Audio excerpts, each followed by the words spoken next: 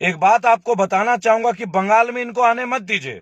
अगर ये बंगाल में आ जाएंगे ना, तो ये हावड़ा ब्रिज को भी अडानी जी और अंबानी जी को दे देंगे, और उस हावड़ा ब्रिज पे चलने के लिए और पास करने के लिए भी आपसे टैक्स ले लेंगे, क्योंकि निजीकरण इनका पहला हथियार है।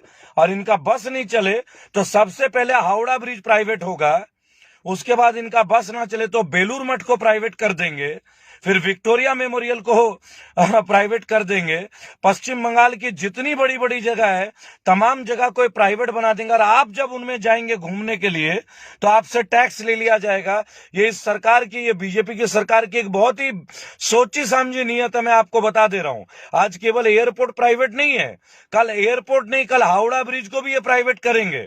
और हावड़ा ब्रिज को जब आप पैदल चल के पार करेंगे तो उसके लिए भी पैसे मांगे जाएंगे, और फिर बोलेंगे कि हमने सोनार बांग्ला बनाने के लिए बोला था, पैसे दे दीजिए, हम लोग कलेक्शन कर लेते हैं, फिर बंगाल का सोने का बना देंगे।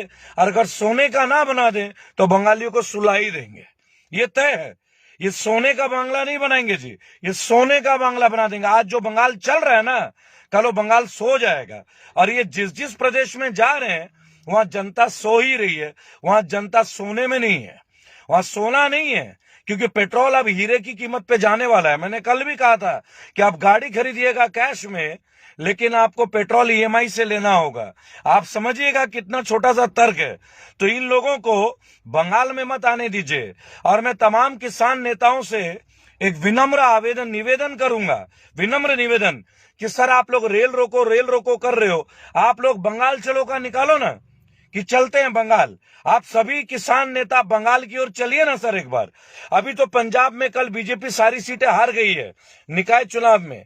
मेरा झगड़ा जो है बीजेपी से नहीं है, गलत विचारधारा से है, बैड गवर्नेंस से है। मैं कोई बीजेपी के खिलाफ नहीं था, मैंने भी इनको वोट दिया था, लेकिन इनकी विचारधारा पे मेरी लड़ाई। इनकी विचारधारा बहुत गलत है, ये किसी की सुनते नहीं है, केवल अपनी मन की बात करके हमें थोप देते हैं, हमारे कष्टों को नहीं देखते हैं। गरीब मजदूरों का दर्द इनको नहीं दिखाई देता है, आशा वर्कर्स का दिखाई नहीं देता, एनटीपीसी के लोगों का नहीं दिखा देता, ये फौजियों का दर्द नहीं देखते, ये किसी का सेंट्रल वर्कर्स का दर्द नहीं देखते। इन्हें केवल अपने नेताओं का देखना है कि कहां अडानी जी को सुविधा मिले, कहां अंबानी जी को सुविधा मिले, और कहां इनके लोगों को, जिनके कंपनीज है, उनको सुविधा मिले। तो मैं किसान नेताओं से एक विनम्र निवेदन करूंगा कि ट्रेन रोको अभियान मत कीजिए आप लोग, उससे तो आम जनता ही परेशान होगी, हम लोगों को ही तो कष्ट होगा, किसी और को कष्ट होगा नहीं। मैं केवल एक ही बात बोलना चाहूंगा आप लोगों से, आप समझिएगा कि मैं क्या बोलना चाह रहा हूं। लेकिन अगर आप लोग बंगाल चलिए, जितने भी किसान नेता है, आइए बंगाल की तरफ मार्च करते हैं। आइए एक बार, जब बंगाल की तरफ आप लोग मार्च करेंगे ना, तो इनके होश उड़ जाएंगे। ना ईवीएम जीत पाएगा, ना कोई कलाकारी जीत पाएगी, और सत्यमेव जयते होगा, और सच्चे तौर पे भारत जीतेगा। और अब भारत को जिताने की बारी है, अब ईवीएम को हराने की बारी है। ईवीएम हटाइए और भारत को बचाइए। तो तमाम किसान नेताओं से मैं अपील करूंगा, आप लोग बंगाल चलिए। अरे ट्रेन मत रोकिए, यही तो इनकी चाल है। अगर ट्रेन रोक देंगे तो बंगाल कैसे जाइएगा? चलिए बंगाल, आइए मेरे साथ बंगाल चलिए। आइए बंगाल को लोगों को बताते हैं कि यूपी के खेती के किसान के लोगों को पेमेंट कितने दिनों तक बकाया है गन्ना किसानों का, जहां वो कह रहे हैं कि किसानों को, अमित शाह जी कहते हैं हम इतना आते ही 10,000 दे देंगे, 5,000 दे देंगे, और पता नहीं कितने लाख करोड़ का और मुआवजा दे देंगे। ये बात को अच्छे से समझिएगा और भावनाओं में मत भइएगा। अगर बंगाल इनको दे दिया तो हावड़ा ब्रिज को प्राइवेट कर देंगे, अडानी जी को बेच देंगे, और फिर हमें वहां हावड़ा ब्रिज देखने के लिए 50 रुपए का, 100 रुपए का टिकट इश्यू होने लगेगा।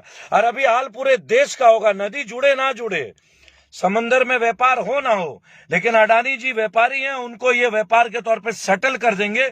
मोदी जी के मित्र हैं भाई, मोदी जी के पारिवारिक मित्र हैं, केवल मित्र नहीं है, जहां जाते हैं उनके साथ होते हैं। हमारी लड़ाई मोदी जी से भी नहीं है, हमारी लड़ाई उन लोगों के लिए जिनका हक छीना जा रहा है, और अभी हक छीनने नहीं दिया। अमित शाह जी आज बंगाल में हैं, उनकी रैली चल रही है, प्रेस कॉन्फ्रेंस चल रहे हैं, देश के गृह मंत्री हैं और बंगाल के दौरे में हैं।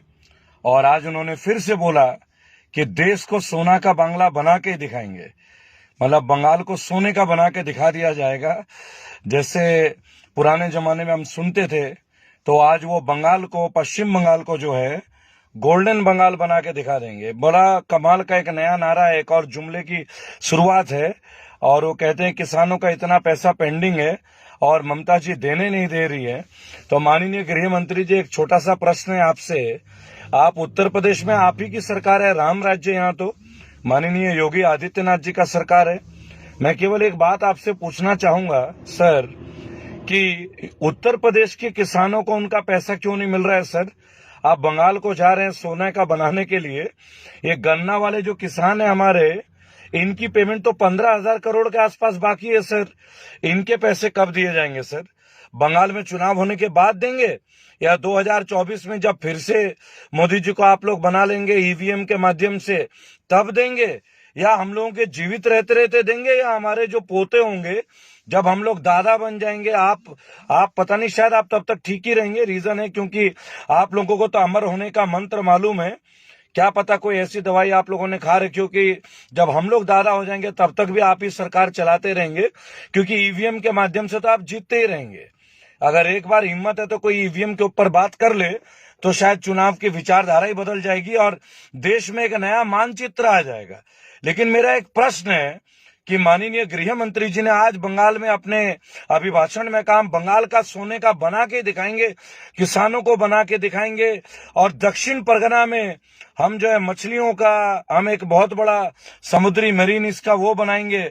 मुझे ये बता दीजिए, आपकी सरकार तो गुजरात में मरीन टेक्नोलॉजी के कितने काम कर दिए आपने? गुजरात में कितने सारे एक्वेटिक एनिमल्स के लिए काम कर दिया है, मछलियों के लिए कितना बड़ा बड़ा पालन केंद्र बना दिया, जरा वो भी पब्लिक को बता दीजिए। लगभग 30 साल से आप लोग हैं। आंध्र प्रदेश में भी आपकी संयुक्त सरकार थी पहले, वहां कितने बड़े बड़े काम कर दिए।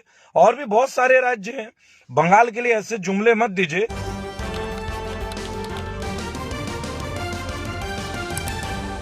आपकी आवाज